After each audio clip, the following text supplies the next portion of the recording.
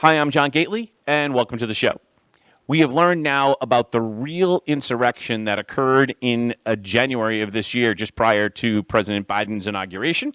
It was not the insurrection that you're well aware of, that you've heard a lot about on January 6th at the Capitol building. No, instead, this insurrection, a real insurrection, was occurring in the halls of power at the Pentagon, where, according to Woodward and Costa's new book called Peril, which has been teased in the Washington Post, Joint Chiefs of Staff General Milley was instituting policies that would effectively disarm President Trump from his control of the United States military and dislodge him from his position, duly elected, as commander-in-chief. Let's bring up CNN's coverage of that. You'll notice over at CNN, they say Woodward and Costa book worried Trump could go rogue. Milley took top secret action to protect nuclear weapons. Now, in the CNN worldview, this was actually, thank God, General Milley did something. If you flip over to the Federalist, the first question they asked is this treason, actually, is what they ask.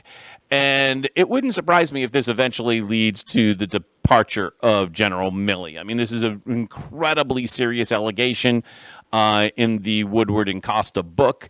And we're going to get into that in just a second. In fact, if you actually listen to some of the reporting from CNN, which we'll cover in a minute, they also are, it seems like they got a dose of reality of how serious this is. 2 days after the January 6th attack on the Capitol, President Donald Trump's top military advisor, Joint Chiefs of Staff General Mark Milley, single-handedly, you'll remember Mark Milley, he was the one that wanted to learn more about white rage. You remember that from a couple months ago? Single-handedly took secret action to limit Trump from potentially ordering a dangerous military strike or nuclear weapons, according to Peril, the new book. So General Milley is not elected by anybody. If there was ever anything that could be labeled as an insurrection early this January, it would be this. Woodward and Costa write that Milley, deeply shaken by the assault, was certain that Trump had gone into serious mental decline in the aftermath of the election. Well, I'm actually quite certain that this proves that General Milley was in certain mental decline, because you do not cut the president out. No matter how much you dislike the president or distrust the president, you do not cut him out from the military chain of command. He is the commander-in-chief. He is the military chain of command. And I think it's important to note, and Jamie Gengel mentions this later, is as the chairman of the Joint Chiefs of Staff, Milley is not... his primary role is to advise the president, not necessarily to be in the direct military chain of command. Milley worried that Trump would go rogue, the authors wrote. Now, let's just talk about that concept for a second. As the duly elected president, you're the commander-in-chief. You cannot, by definition, go rogue. Only a general who thinks they're more important than the president, only a general who thinks that they can override the president or put bureaucratic hurdles in front of the president's ability to do his job as duly elected, only that person, General Milley, can go rogue. And it's quite clear in this book that General Milley did go rogue and effectively commit treason, an insurrection like none other. Milley said, "You can never know what a president's trigger point is." Well, I suppose that's true. Or anybody, really. At what point are they going to say to themselves, this is I have to act. But you also can never know what a general's trigger point is. That's why we elect our commander-in-chief and don't have them appointed. In response, Milley took extraordinary action and called a secret meeting in his Pentagon office January 8th to review the process for military action, including launching nuclear weapons. Let's take a look at CNN's coverage here.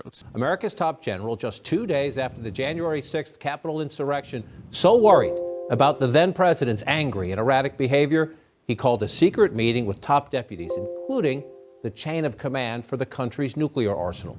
General Mark Milley's message at that meeting: no one was to act on any orders for military strikes, even from the president, unless Milley, the chairman of the Joint Chiefs, was personally involved in the sign-off as called for by Pentagon protocols.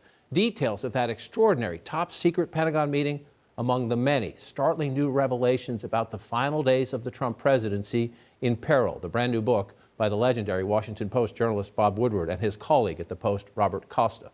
Our CNN special correspondent Jamie Gangel obtained an early copy of this book, and she is with us now. Wow. John, got to Woodward listen and to this Costa, part. as you say, report that General Mark Milley took top secret action to limit President Trump's ability to make a military strike or to use nuclear weapons. Let me just... That in and of itself is treasonous and an insurrection. set the stage from the book. According to Woodward and Costa, on January 8th, Milley is deeply shaken from the assault on the Capitol on the 6th. He believes Trump, to your point, is unstable, unpredictable, and Woodward and Costa write, Milley... That is not Milley's role to make that determination. If we have, what is it, the 25th Amendment? I believe we have the 25th Amendment. It's the role of the 25th Amendment to make that determination, not an unelected general. believes that Trump is in serious mental decline. He also has been talking back channel to the Chinese. He is aware from intelligence that the Chinese are on edge because of January 6th and because of Trump's behavior.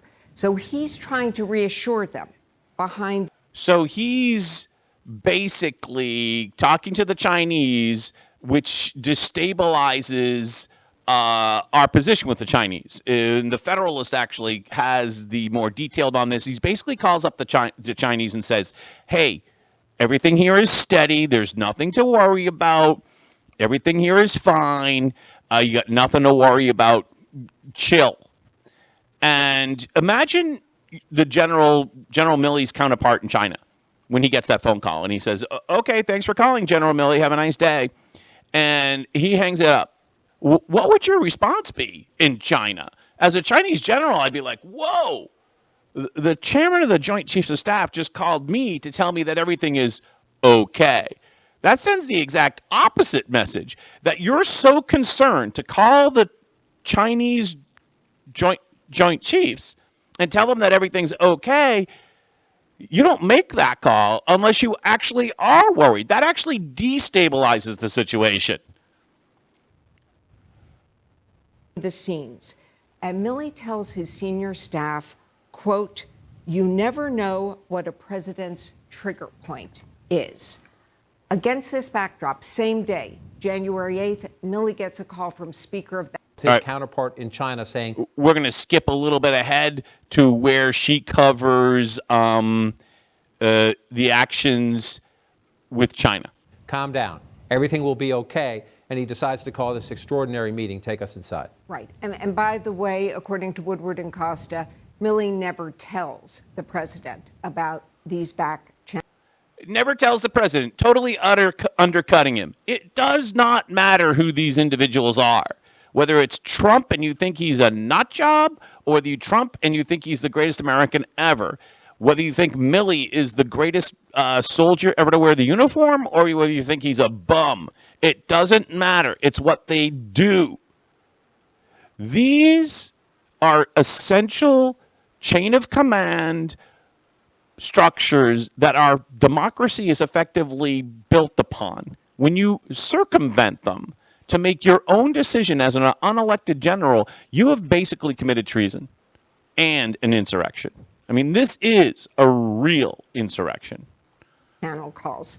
So he calls an extraordinary meeting of the National Military Command Center, the Pentagon War Room. He brings the generals in and the officials, according to Woodward and Costa. Just remember, he is not technically in the chain of command. He is an advisor to the president. And he tells the generals and the officials who run the war room, no matter who calls you, you got to let me know. Here's what he says, quote, if you get calls, no matter who they're from, there's a process here, there's a procedure. No matter what you're told, you do the procedure, you do the process, and I'm part of the process. Look, Milley may be criticized by some for overstepping his authority. Yeah, you think? Right? He might be critical. Okay, so now it comes back the natural CNN, we need to cover for Milley instinct that Jamie Gingell and John King have. But according to Woodward and Costa, he felt that he couldn't trust Trump and that It doesn't matter whether Milley could trust Trump. That's not his job. His job is to take orders from duly elected officials. The only thing that matters really is if Trump can trust Milley. That's the central question. we were in such a dangerous time of risk that he had to take all necessary precautions. He actually had an expression for it. He called it the absolute darkest moment of theoretical possibility, what Trump might do. All right, so that's the end of that tape here. If you bring up the Federalist coverage on it, made secret calls to Chinese counterpart in the final days of the Trump administration. I'd also mention something to he also made a call twice. Milley made two calls. One October 30th, even before the election, and the other call was January 8th to the Chinese counterpart. Listen to what he has to say. General Lee, I want to assure you that the American government is stable and that everything is going to be okay. Milley reportedly told the general in October, we're not going to attack or conduct any kinetic operations against you. That's military speak for an attack. You and I have known each other for 5 years now. If we're going to attack, I'm going to call you ahead of time. Let me just call you ahead of time. It's not going to be a surprise. No, we're 100% steady. Everything's fine, but democracy can be sloppy at some times. This is the real insurrection. I mean, this is something where if Biden was even close to understanding what's going on in the country, he'd have to fire Milley today, tomorrow. He won't, of course, not. No. But this is insurrection. This is treason. I'm John Gately. Thanks for watching.